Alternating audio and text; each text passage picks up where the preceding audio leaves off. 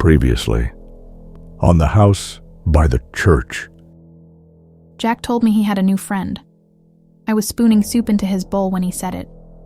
Just casual, like he was talking about a TV show. He lives under the stairs now, Jack said. He says I don't have to listen to you anymore. He says you lied about the fire. I stopped mid-stir. There wasn't a fire, Jack. He smiled. That's what the old mom said too. Now back to part 2. Jack was gone again. His bed was still made when I went to wake him for breakfast.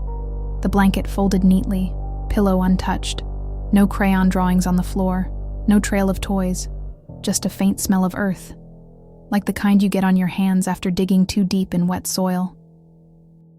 I checked every room, twice.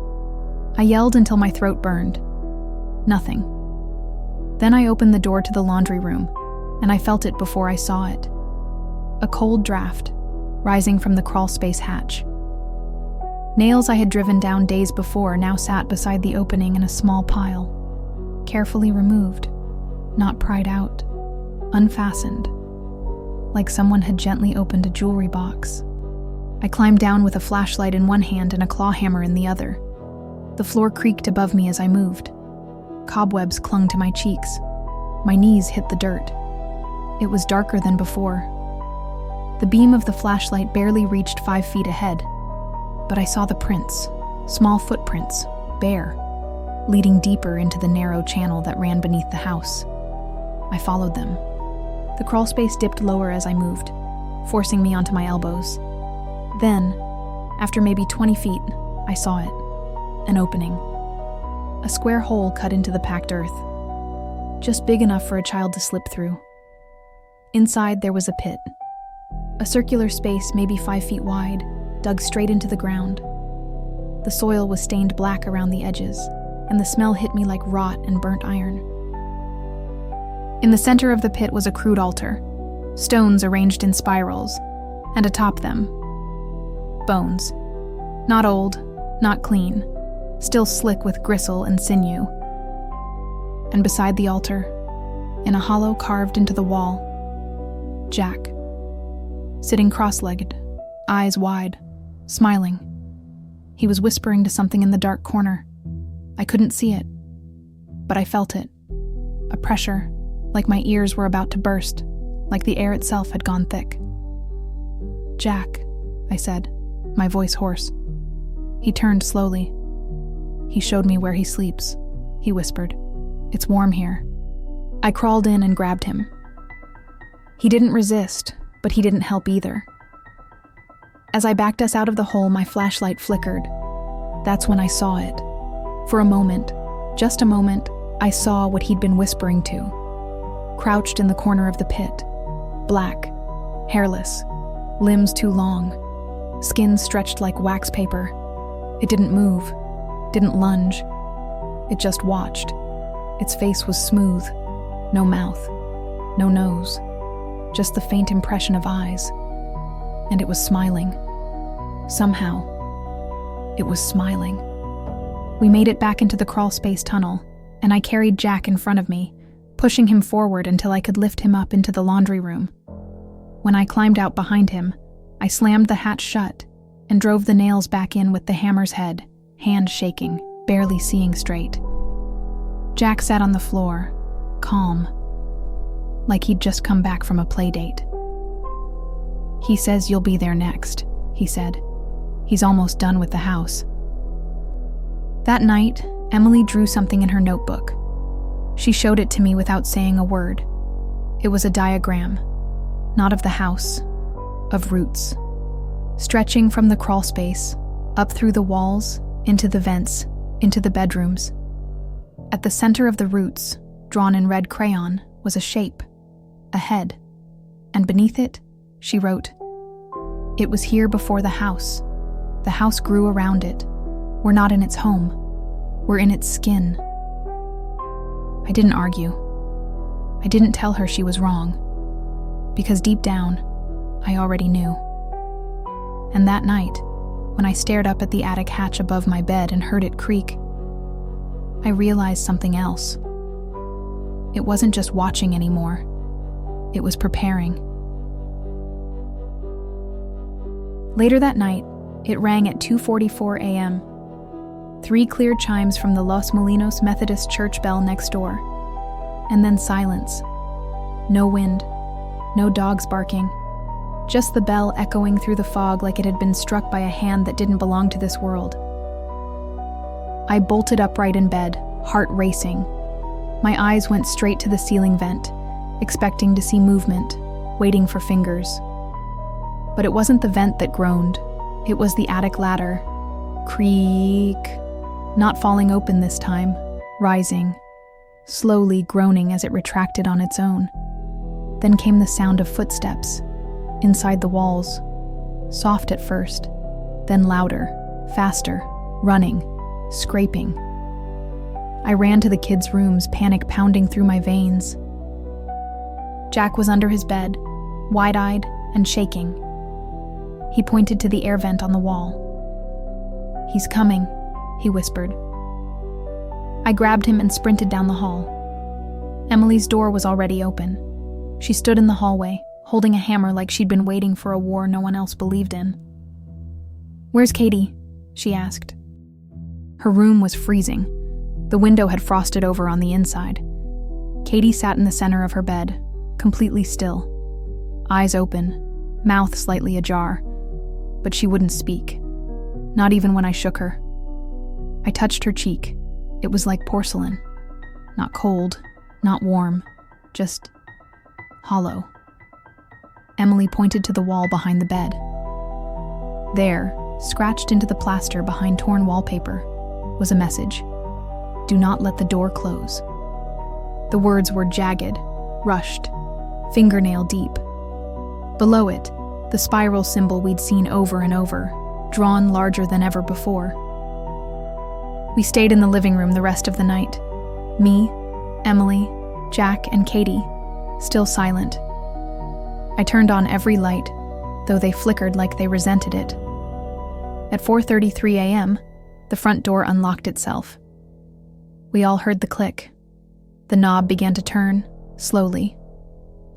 I lunged forward and slammed the deadbolt, bracing my body against the frame. For a full minute, something pushed from the other side.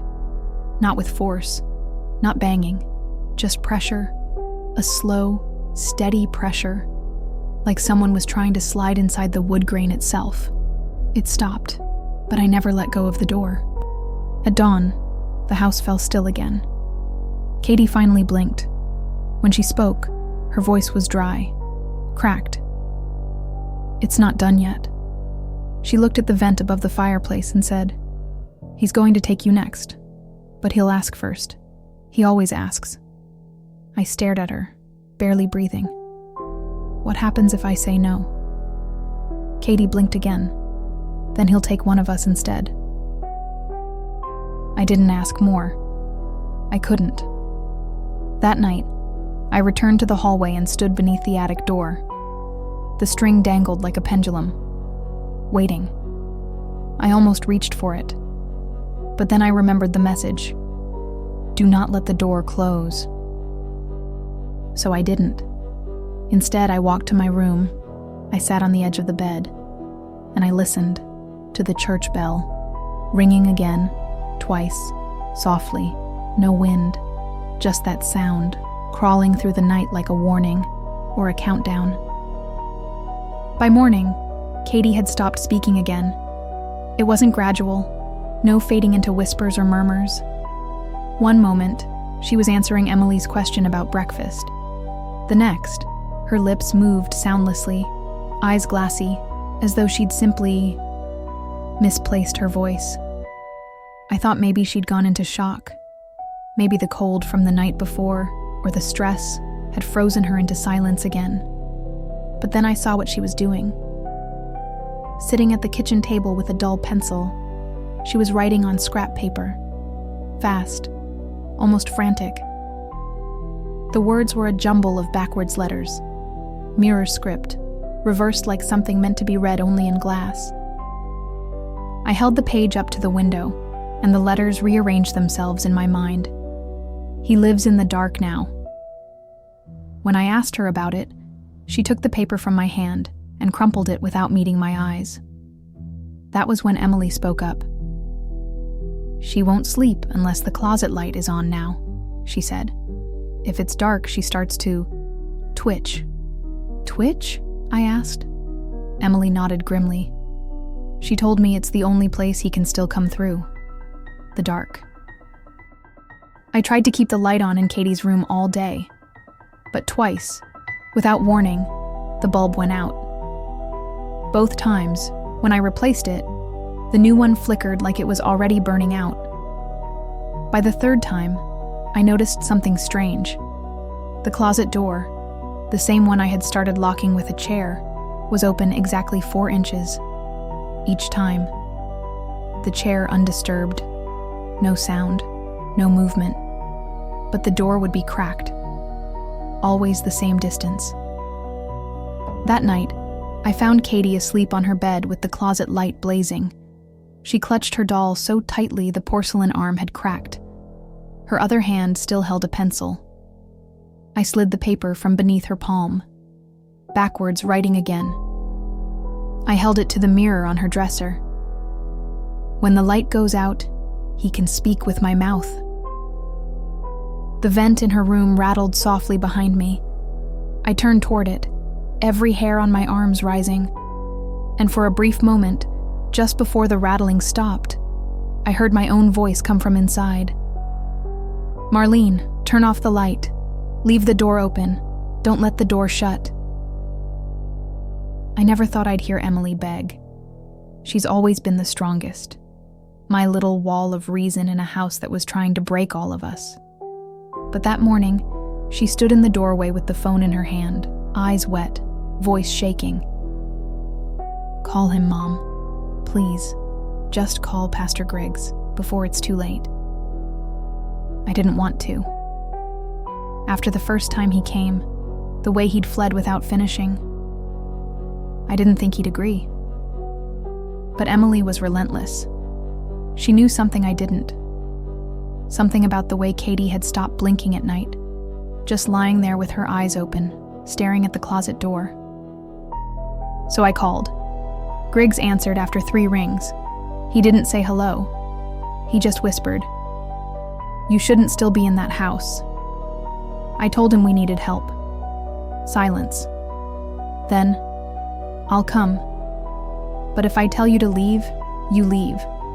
Do you understand?" He arrived just after sundown, his limp worse than before.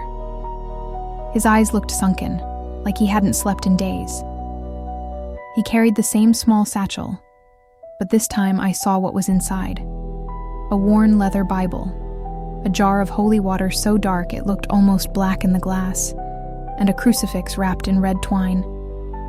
The moment he crossed the threshold, the lights flickered, and didn't come back to full strength. Griggs muttered something under his breath. "It knows why I'm here." He started in the living room, sprinkled water along the baseboards, read from the Book of Psalms in a voice that trembled but didn't stop. At first it was quiet. Then the walls began to groan. Slow. Long. Like the whole house was shifting in its sleep. From the kitchen came the sound of something scratching at the inside of the cabinets. Katie was upstairs, Emily keeping close to her. Jack sat on the couch next to me, until he suddenly stiffened, eyes wide. Then he screamed. It was the kind of scream you don't forget, the kind that sounds like it's tearing your own throat. I looked down at his feet, and saw why. The floorboards beneath his feet were buckling. Not all of them, just one small section, right under him, bowing upward like something was pushing from below. His legs were being pulled down into the narrow gap between the boards. I grabbed him under the arms and pulled hard. The wood bit into his skin, leaving long, deep scratches down both calves. He screamed louder. Griggs was there in seconds, shoving the crucifix into the gap. The boards went still. Jack gasped, shaking, holding on to me like I was the only thing keeping him above water. Griggs swore under his breath, something I'd never heard him do before. He went back to his prayers, faster now, louder. The groaning turned into a low hum, vibrating in my bones. I smelled it then, burnt copper, wet feathers, and something chemical, like battery acid, the same smell that clung to the attic. Griggs reached the last line of the blessing, and then his voice cracked. He fell forward, clutching his chest. The crucifix clattered to the floor. I dropped to my knees beside him. "Are you okay?" His eyes were glassy, his breath ragged. "It doesn't want to go," he rasped. "It's rooted, in the house, in the dirt." Then, softer, he said, "In the children." We carried him outside into the cold air of the alley. He sat there for a long time, head in his hands, refusing to look at the house. Finally, he said, "If you don't leave soon, it won't let you." And then he limped away, disappearing into the fog without another word. That night, I put Jack in my bed so I could keep him close. Katie lay in her own room, closet light burning, door cracked exactly 4 inches. The vent above her bed rattled once, then stopped. And in the silence that followed, I could hear it, from somewhere deep in the walls, breathing, slow, steady, listening. I woke to Emily shaking me, not frantic, not screaming, just pale, eyes wide, like she'd been standing there for hours. "He's in the attic," she whispered. "He wants something." I didn't need to ask who he was. Katie was already awake in her bed, sitting straight up, hands in her lap. She looked peaceful, too peaceful. Her lips were moving, but no sound came out. Jack sat on the hallway floor with his crayons, drawing in tight, small circles. When I looked over his shoulder, I saw what he was making. The same spiral we'd found carved into the attic beams, over and over, in red and black. The air grew heavier, thicker, like the house was breathing in slow, deep pulls. Then I heard it, from every vent in the house at once. "Bring her." The voice was deep, wet, resonant. It rattled the picture frames on the walls. Emily flinched. "He means Katie." Before I could respond, Emily's eyes glazed over. Her mouth fell open, and she stumbled back against the wall, staring at nothing. I grabbed her shoulders, but she didn't react. And then I saw what she was seeing. The visions came in flashes. A different house, smaller, standing on the same patch of dirt, its windows black and empty. People inside, kneeling in a circle, their mouths stitched shut. A man in the center, holding a knife to his own chest, smiling as something behind him reached through the air, touching each of the kneeling figures with long black fingers. Screaming mouths opening where eyes should have been.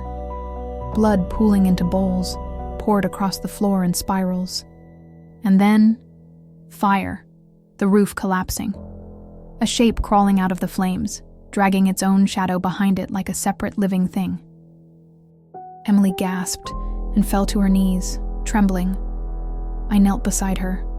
"What did you see?" She swallowed hard. "It doesn't die here. It's fed here." Her voice broke. "It wants an offering." The attic ladder creaked down on its own.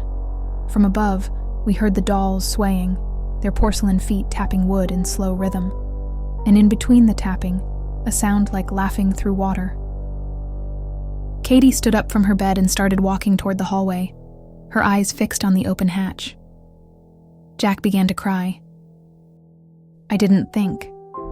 I ran past them, grabbed the can of lighter fluid from under the kitchen sink, and headed for the attic. The smell hit first: burnt feathers, hot metal, rot. The dolls turned slowly on their strings as I stepped inside, their glass eyes following me. Something moved in the far corner, too tall for the space, crouched low, its arms braced against the beams. It didn't move toward me. It just watched. "Give her to me," it said, the voice scraping through the walls, the floor, the air. I struck a match. The flame wavered once, then steadied. For a moment, I thought the air itself was trying to smother it. "Burn it," Emily's voice came from the hatch below. "Burn all of it, Mom." The black figure lunged out of the shadows, its long black finger like claws barely missing my throat. It screeched in a guttural tone, "Give her to me now." The entire house shook and vibrated. I threw the match into the nearest pile of insulation, soaked with lighter fluid. The flames caught fast, climbing the beams, licking the rafters. The dolls began to scream, not creak, not crackle, scream, as the strings blackened and snapped. The black figure retreated to the corner. It rose to its full height, ducking its head against the beams. Its smooth face tilted, and I felt it smile. "This house is not yours." Then it stepped backward into the shadows and was gone. The fire roared. Smoke filled my lungs. I climbed down the ladder as black ash fell through the hatch like snow. We ran through the smoke. The hallway was choking black. The attic hatch glowed faint orange as the flames consumed the rafters. The dolls' screams had stopped, but the beams above us groaned like bones bending under too much weight. Emily clutched Jack's hand, dragging him toward the kitchen. I carried Katie, her arms limp around my neck, her eyes fixed on something behind me. We hit the back door hard. I fumbled the lock. The knob was hot. When it finally gave, we burst into the alley, gasping for air. The night was cold, damp fog curling around the street lamp at the far end of the block. From outside, the house didn't look like it was burning. No flames through the roof, no shattering windows. Only the attic glowed faintly behind the curtains.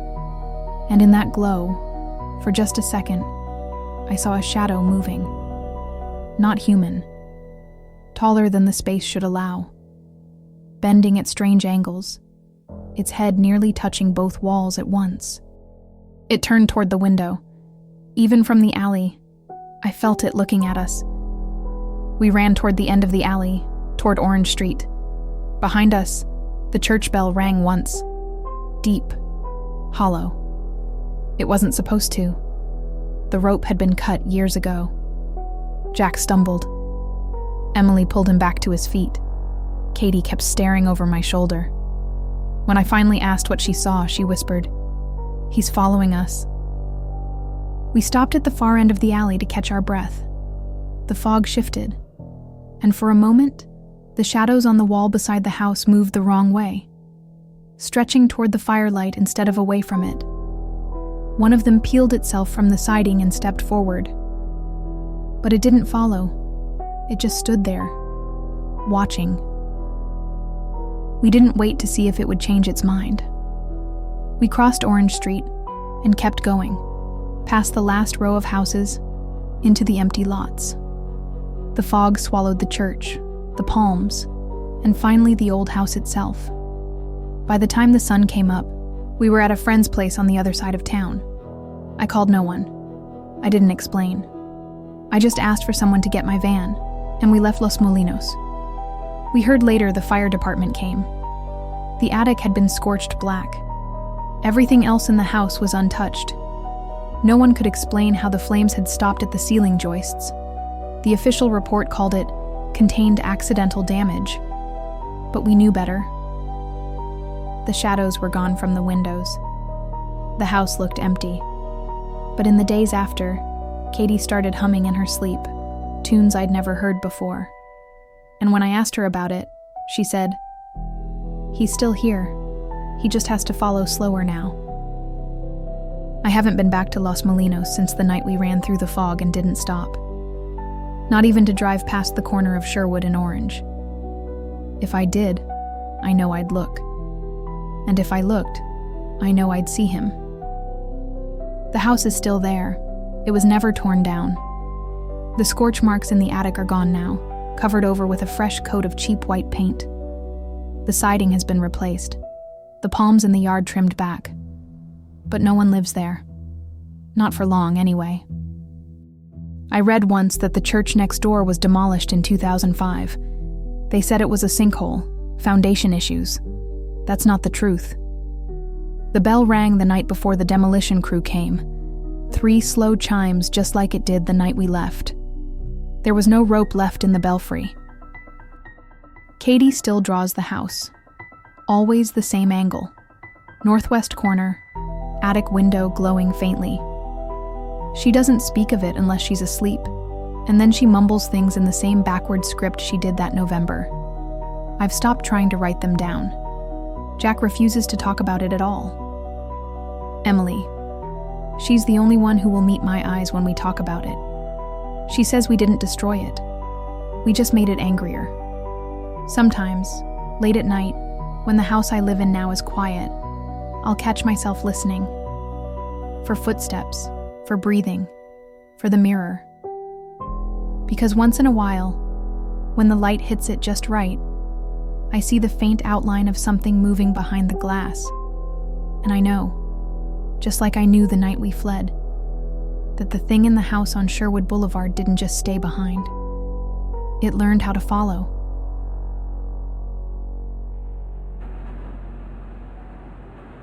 Thank you for stepping into the shadows with us.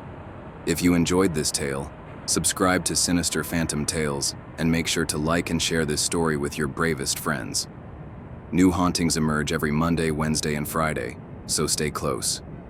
The next tale may be darker than the last. Every story you hear is original, born from the blood-soaked soil of Tehama County, the cursed woods of Lassen National Forest, and the ancient secrets beneath Mount Shasta. These are not just stories. These are Sinister Phantom Tales. Sleep tight.